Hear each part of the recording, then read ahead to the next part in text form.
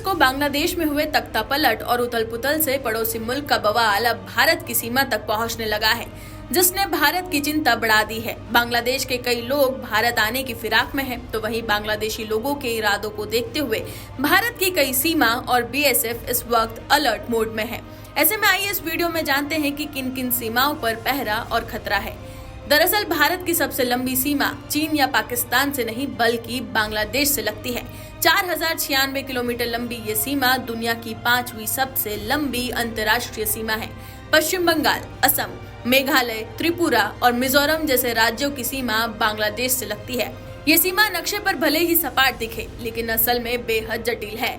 बांग्लादेश के मौजूदा हालात के बाद ये इलाके और भी संवेदनशील हो गए हैं। सुरक्षा एजेंसियां भी इससे वाकिफ हैं और यही वजह है कि इन क्षेत्रों में कई पाबंदियां लगा दी गई हैं। मिजोरम के लोंगतलाई जिले में बांग्लादेश और म्यांमार से लगती भारत की सीमा के पास पाबंदियां लगा दी गई हैं। यहाँ सीमा के 3 किलोमीटर के दायरे में शाम 6 बजे से सुबह 6 बजे तक लोगों की आवाजाही पर सख्त पाबंदी लगी है। आदेश का उल्लंघन करने वाले किसी भी व्यक्ति को भारतीय न्याय संहिता 2023 की धारा 223 के तहत कानूनी दंड मिलेगा। यह आदेश अगले 2 महीने तक प्रभावी रहेगा। मिजोरम के 3 जिले लोंगतलाई, ममित और लुंगलेई में 318 किलोमीटर तक भारत की सीमा बांग्लादेश से सटी है।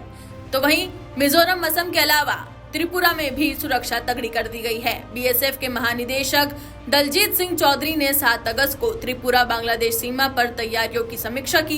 बांग्लादेश में अशांति के बाद बीएसएफ ने सीमा पार से अवैध प्रवेश के प्रयासों को विफल करने के लिए राज्य में 856 किलोमीटर लंबी सीमा पर अपनी चौकसी बढ़ा दी है। आगे बात करें तो बिहार के मोतिहारी में भी अलर्ट है। पुलिस और एसएसबी के जवान सतर्क हैं। मोतिहारी नेपाल की सीमा से सटा है, जहां से बांग्लादेशियों की घुसपैठ करने की संभावना रहती है। ऐसे में बिहार पुलिस मुख्यालय ने ऐसे जिलों को अलर्ट रहने का निर्देश दिया है। पुलिस के साथ साथ एसएसबी को भी सतर्क कर दिया गया है और 24 घंटे निगरानी रखने को कहा गया है। साथ ही सीमांचल के कटिहार और किशनगंज की बंगाल सीमा पर भी चौकसी बढ़ाने के लिए अलर्ट जारी किया गया है।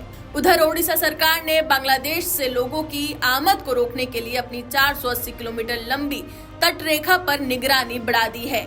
ये राज्य बांग्लादेश तट से लगभग 200 किलोमीटर दूर ही है। बांग्लादेश से लोग यहाँ अवैध रूप से छोटी नावों का उपयोग करके ओडिशा में प्रवेश करते थे। यहाँ पर 18 समुद्री पुलिस स्टेशनों को हाई अलर्ट पर रखा गया है। इसी के साथ ही तटीय सुरक्षा के लिए नियंत्रण कक्ष खोला गया है। राज्य ने सभी कर्मचारियों, नौकाओं और अन्य उपकरणों को रणनीतिक स्थानों पर तैनात किया है। तो वहीं बांग्लादेश की मीडिया रिपोर्ट के मुताबिक मोहम्मद यूनुस बांग्लादेश के अंतरिम सरकार के प्रमुख बन गए हैं। उन्हें 8 अगस्त की रात को राष्ट्रपति मोहम्मद शहाबुद्दीन ने पद की शपथ दिलाई। अब देखना ये होगा कि आने वाले दिनों में बांग्लादेश में किस तरह और क्या क्या बदलाव देखने को मिलेंगे।